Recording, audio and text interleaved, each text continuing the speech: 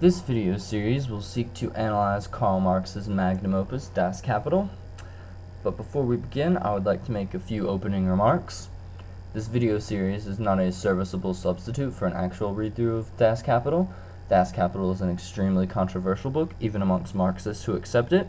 There are many different interpretations of Karl Marx's Das Kapital, although the interpretation displayed in this video series is the correct one.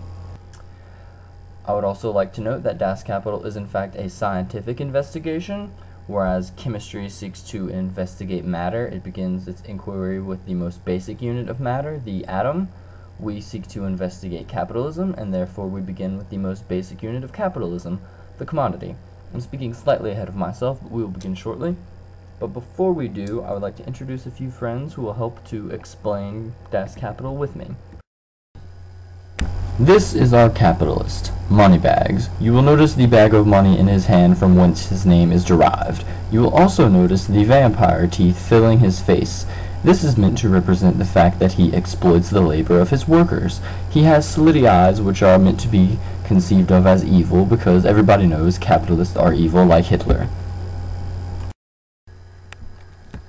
This is our respectable friend, the worker. He has no name, because from the perspective of a capitalist, he is merely the container of the commodity labor power. We will explore this later. We will immediately notice this man has no arms.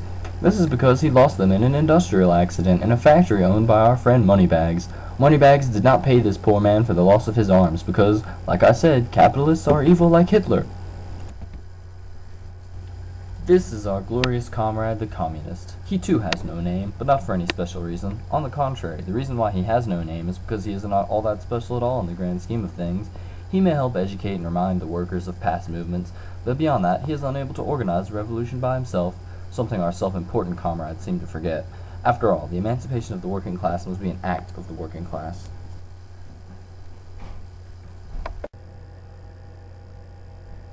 Unfortunately, these friends will not be accompanying us in our explanation of Chapter 1. Now to begin. Before we can begin analyzing capitalism, we must first ask ourselves, what is capitalism? Marx defines capitalism in the following quotation: "The wealth of those societies in which the capitalist mode of production prevails presents itself as an immense accumulation of commodities, its unit being a single commodity. This can be more simply expressed as generalized commodity production." Now, the word generalized is a very important word here because this essentially means that commodity production has existed, historically speaking, in the past along with other forms of production. Commodity production has coexisted with feudal forms of production and slave forms of production, for example. Generalized simply means that it's the dominant form of production. Now, the next question becomes, what is a commodity? Marx tells us that a commodity is to be considered as an average sample of its class, meaning that when we talk about the commodity of shoe, we are talking about any old average shoe. A commodity has a dual nature, one side being the use value and the other side being the exchange value. This leads us to our next question, which becomes, what is use value? Use value relates to the physical properties of a commodity. It is the commodity's ability to satisfy wants and needs, whatever these may be. It is clearly and obvious that use values are limited in supply. There is only a finite amount of matter in this world that is able to serve a human want or need. Marx always refers to use value in terms of qualities. It's a qualitative thing. We are concerned with the functionality of a use value, whereas the functionality of food is that to satiate our hunger. The functionality of water is to satisfy our thirst, and so on and so forth. Use value is referred to be the substance of value and is only realized upon consumption.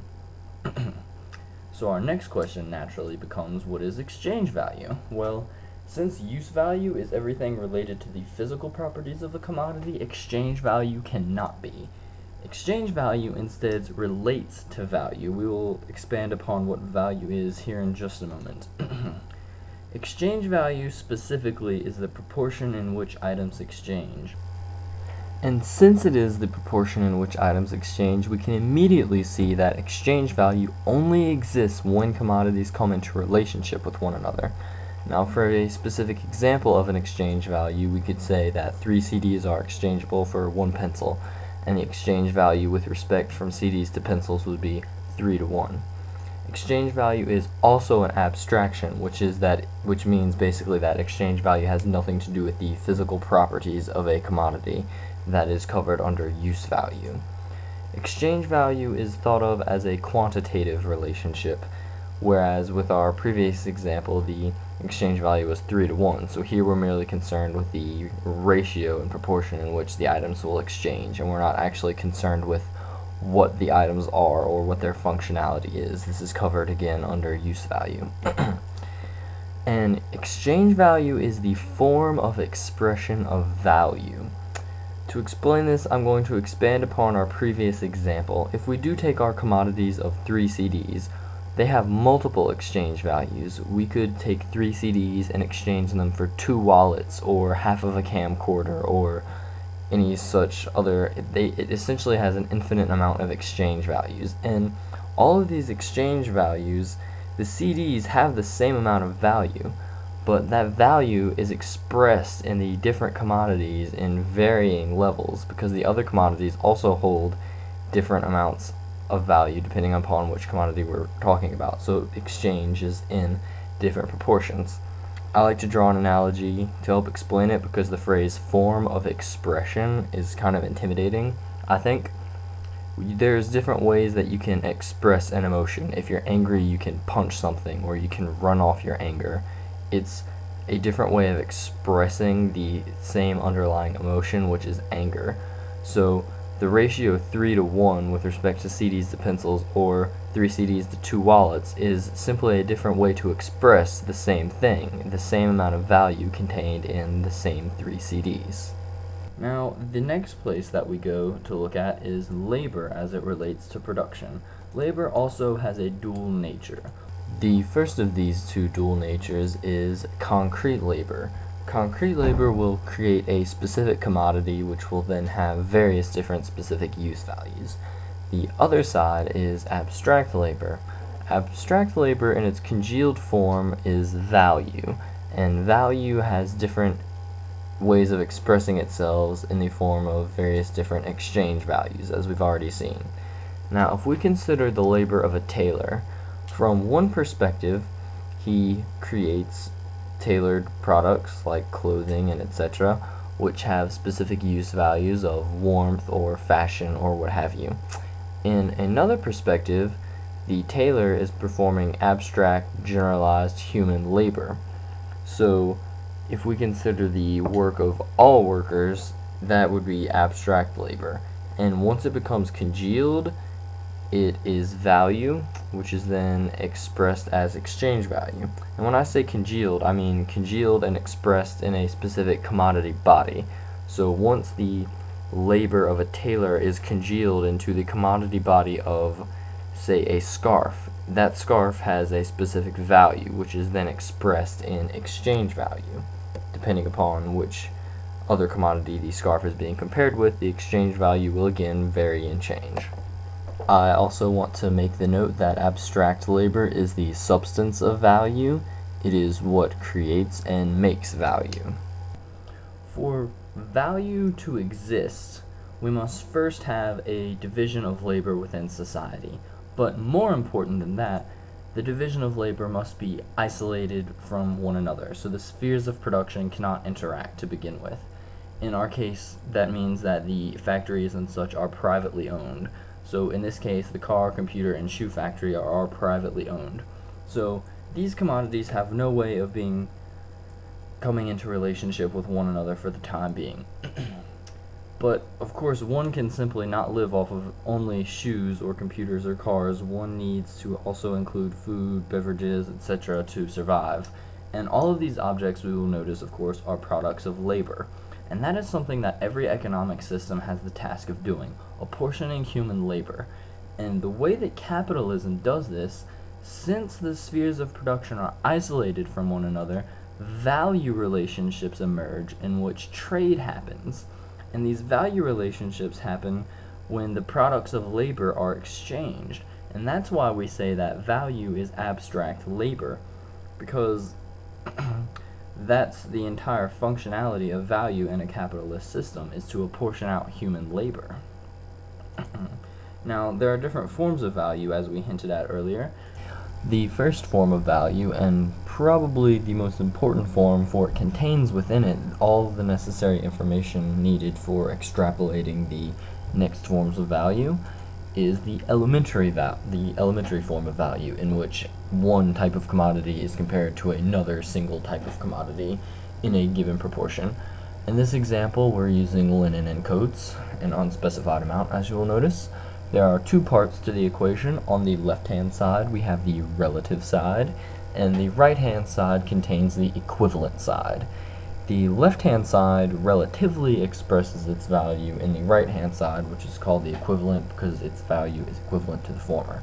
Now, Marx notes three peculiarities about this form of value. The first is that use value becomes the form of appearance of its opposite, value. Now, on the left side, the linen is expressing its value in the form of coats, because to say that the value of linen is the same as the value of coats simply begs the question, what is the value of the linen and the coats? We still don't know now. But the value within the linen is expressed in the use value of the coats. So value is expressed with its opposite, use value. The next peculiarity is that concrete labor becomes the form of manifestation of its opposite, abstract human labor. Now, when we're considering value, of course, we're considering congealed abstract human labor. So basically the same thing holds in that we are considering the linen from an abstract labor point of view, and that abstract labor is being manifested in the concrete labor of the coat. Because when we're talking about trading the linen, we're only concerned with its value, its amount of abstract human labor within it. So when we're trading it, we're only concerned with the use value, which is the manifestation in concrete labor. So we're concerned with concrete labor there. And the last one is that private labor becomes the form of its opposite, namely labor in its directly social form.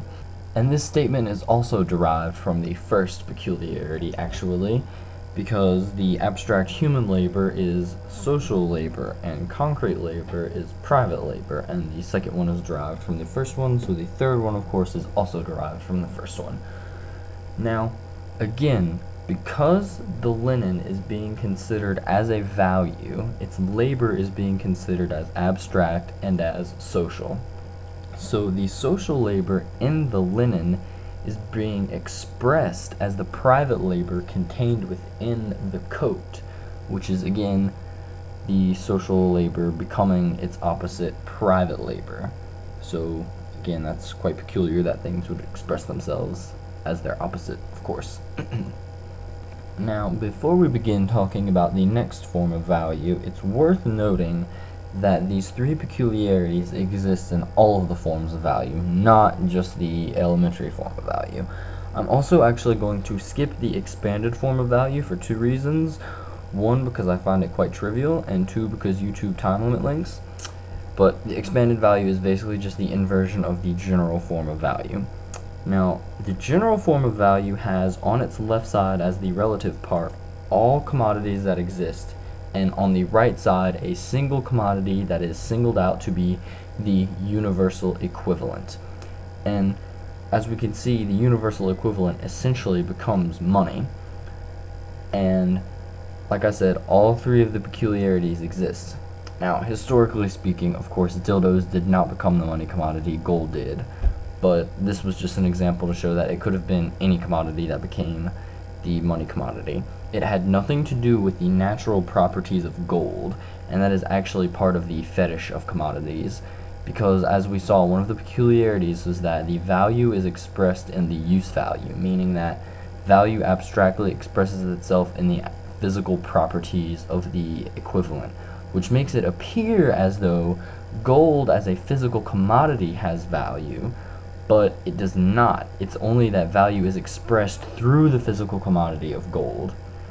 Now, I've spoken slightly a bit about commodity fetishism, but this video will not cover that because it is a very elaborate and in-depth subject, and I believe there's only about 1 minute remaining for this video, so I'm going to quickly close it out. Bye.